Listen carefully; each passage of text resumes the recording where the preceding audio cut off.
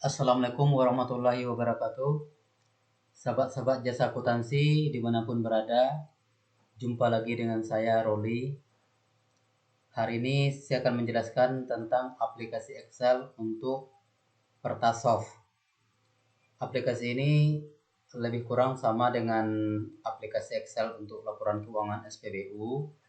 Cuman di sini saya sudah mengurangi master persediaan sesuai dengan kebutuhan Pertasoft. Kemudian untuk akun-akunnya masih sama karena jenis usahanya sama ya dengan SPBU. Yang berbeda item BBM yang dijual. Kalau untuk Pertasoft itu khusus menjual Pertamax. Jadi di sini saya sudah mencontohkan untuk transaksi selama 2 bulan. Untuk aplikasi Excel ini cara kerjanya adalah dengan menginput transaksi di jurnal umum, baik transaksi pembelian, penjualan, ataupun transaksi keuangan lainnya. Di sini modulnya sudah tersedia. Kita lihat ya, modul yang sudah saya sediakan. Pertama, master. Master ini untuk setting perkiraan akuntansinya, kemudian nama barang, relasi, dan lain-lain. Kemudian jurnal umum. Jurnal umum ini untuk mencatat semua transaksi keuangan. Kemudian ini ada buku besar, kemudian ada juga buku besar pembentuk utang piutang, kartu persediaan, kemudian ada neraca lajur, laba rugi per bulan, laba rugi per tahun, dan neraca. Oke, tampilannya seperti ini ya. Pertama, jurnal umum. Di sini kita mencatat semua transaksi baik pembelian dan penjualan. Setelah kita mencatat transaksi di sini, otomatis semua laporan akan muncul dengan sendirinya atau otomatis posting ke semua laporan. Ya, bisa saya lihatkan laporannya seperti apa. Pertama, buku besar. Ya, teman-teman bisa lihat untuk menampilkan buku besar, teman-teman tinggal mengklik di sini nama akun perkiraan yang akan ditampilkan. Misalnya di sini yang lagi tampil adalah akun kas operasional. Kita bisa lihat misalnya bank ya, bank BNI di sini saya contohkan. Ya, bisa kita lihat ini transaksi di tanggal 1, setoran modal awal dari Tuan Andri 400 juta. Ya, kita lihat tanggal 1 Januari ini ada setoran modal dari Tuan Andri sebesar 400 juta. Uang yang distorkan sama Tuan Andri modal yang distorkan Tuan Andri distorkan ataupun ditransfer ke rekening bank BNI. Jadi jurnalnya pencatatannya adalah kas BNI kita di debit ataupun bertambah, kemudian modal juga bertambah di posisi kredit. Ya, kita lihat di sini tampilannya seperti ini ya. Setoran modal awal 400 juta. Ya, kemudian di sini ada transaksi setoran untuk paket usaha Pertasoft ke Pertamina sebesar 270 juta. Saldonya sisa 130. Kemudian di sini ada penebusan Pertamax. Maaf, ini bahasanya penebusan ini sama dengan pembelian ya, sama dengan pembelian Pertamax. Ya, di sini keterangannya tadi kurang lengkap. Bisa kita buatkan contoh keterangan lebih lengkap. Penebusan ataupun pembelian Pertamax sebanyak 8.000 liter ya. Misalnya seperti ini ya. Kemudian kita lihat buku besar ya.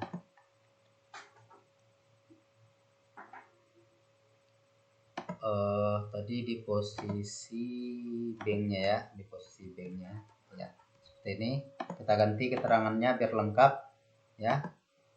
Nampak ya teman-teman, sahabat-sahabat jasa akuntansi semua. Pembelian pertama sebesar 8.000 liter, otomatis saldonya berkurang jadi 78 juta. Ya, tampilannya seperti ini. Jadi setiap jurnal yang kita input di sini, transaksi yang kita catat di sini, otomatis akan dengan sendirinya masuk ke pos laporan. Ya, kemudian kita lihat transaksi lain, misalnya kita lihat misalnya penjualan ya, penjualan pertama. Ya, seperti ini buku tampilannya, buku besar penjualan. Tampilannya seperti ini. Oke, nampak ya teman-teman semua. Oke. Di sini di posisi jurnal umum, teman-teman juga bisa mengisikan nomor bukti transaksi. Ini misalnya saya buat kodenya misalnya TR tanggal 1 bulan 1 2001 misalnya. Kita buat kode transaksinya ya. Tadi posisi di kas BNI ya. Oke, ini kode nomor transaksinya sudah tampil. Jadi di sini teman-teman bisa mengisikan nomor bukti transaksi ya sesuai dengan kebutuhan teman-teman. Ya, kemudian di sini ada kartu persediaan. Kebetulan karena memang Pertassoft ini persediaannya cuma satu, jadi di sini ada bisa dipilih persediaan lain, misalnya Pertalite. Kebetulan Pertalite memang nggak ada ya, karena Pertassoft cuma satu akun persediaan. Jadi ini kebetulan dari aplikasi SPBU yang sebelumnya yang saya modifikasi ya. Jadi penjualannya cuma Pertamax ya. Di sini metode harga pokoknya adalah metode harga pokok rata-rata. Kemudian buku besar pembantu ini kebetulan tidak ada transaksi hutang piutang, jadi tidak ada laporan. Kalau seandainya ada transaksi penjualan secara kredit ataupun pembelian secara kredit, otomatis bisa tampil di buku pembantu hutang piutang. Kemudian di sini ada laporan laba rugi. Laporan laba rugi bisa teman-teman lihat tampilannya seperti ini ya. CP Bahagia bergerak di bidang Pertassoft ya. Ya. Di sini penjualan Pertamax sebesar 637 juta selama di bulan Februari. Di sini teman-teman bisa memilih bulan untuk menampilkan laporan laba ruginya. Di sini kita buka, misal kebetulan transaksi yang sudah saya contohkan di sini selama 2 bulan. Kita misalnya ambil laporan bulan Januari. Oke, tampil seperti ini. Penjualan selama Januari adalah sebesar 449 juta nilai rupiahnya, nilai penjualan ya. Kemudian harga pokoknya sebesar 419.212 rupiah, 212.800 rupiah. Ataupun harga pokok ini sama dengan harga modal kita. Jadi di sini penjualan dikurang modal 419 juta, laba kotornya adalah sebesar 30 juta. Kemudian di sini saya ada mencontohkan gaji karyawan. Saya contohkan di sini gaji karyawan operator sebanyak 2 orang. Di sini kalau mau kita ganti, bisa saya contohkan transaksi ini kita catat di tanggal 31. Ini bisa kita ganti. Kalau seandainya gaji operator yang bekerja sebesar 2 juta, sebesar 2.500.000, berarti total gaji yang kita bayarkan adalah 5 juta. Oke, misalnya kita ganti jadi 5 juta. Maaf, salah ketik. Ya, 5 juta. Biaya gajinya 5 juta, kemudian kas kita karena pembayarannya melalui kas operasional, kas kita berkurang ataupun di posisi debit sebesar 5 juta. Kita lihat di posisi laba ruginya, otomatis biayanya sudah muncul ya, biayanya sudah berganti. Tadi dari angka 4 juta, biayanya berubah jadi 5 juta. Di posisi kas, buku besar juga bisa kita lihat perubahan yang tadi. Kas operasional, tadi transaksinya tanggal 1 ya, tanggal 31. Nah, bisa dilihat tanggal 31 ini gaji operator berubah jadi 5 juta karena sudah kita rubah di jurnal umum. Kalau mau kita ganti lagi boleh, misalnya 6 juta. Misalnya gajinya 6 juta. Gaji 2 orang operator misalnya 6 juta. Bisa kita lihat di laba ruginya otomatis berubah jadi 6 juta. Buku besar juga nampak jadi 6 juta ya. Jadi posisi kas kita berubah. Nah, ini kita ganti lagi jadi semula tadi 4 juta. Ataupun sebesar 2 juta per operator yang bertugas. Kemudian kita lihat lagi. Kemudian di sini ada saya contohkan biaya bongkar BBM. Biaya bongkar BBM ini tidak wajib ya. Ini maksudnya biaya servis yang kita berikan kepada sopir yang mengantarkan BBM. Ini tergantung kebijakan dari SPBU ataupun Pertasofnya. Ya, di sini saya contohkan total selama bulan Januari 210.000. Bisa kita lihat juga di buku besar ya teman-teman. Kita lihat di buku besarnya. Tadi biaya bongkar ya. Bisa kita lihat di sini di buku besarnya biaya bongkar BBM. Oke, seperti ini. Jadi sampai dengan 28 Januari ya. Ya di sini nampak Rp210.000 ya, biaya bongkar BBM-nya 210. Kemudian ada biaya listrik, air dan telepon. Di sini saya baru contohkan biaya listrik. Di sini kita buat 1.500.000. Perhatikan teman-teman semua, 1.500.000. Ini kalau angkanya kita ganti, misalnya kita ganti jadi 1.750 misalnya ya.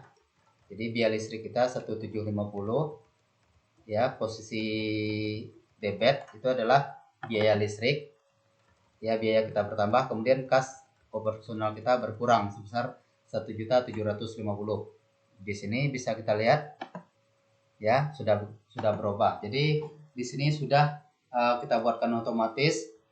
Kemudian di sini di posisi kolom M, teman-teman bisa perhatikan, kita bisa pilih saldo yang untuk akun yang tidak mempunyai transaksi, bisa kita filter. Jadi saya contohkan di sini kita hilangkan untuk transaksi yang tidak ada, akun yang tidak ada transaksi. Jadi tampilannya seperti ini.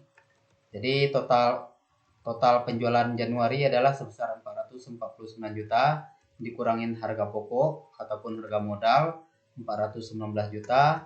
Laba kotornya adalah 30.494.200.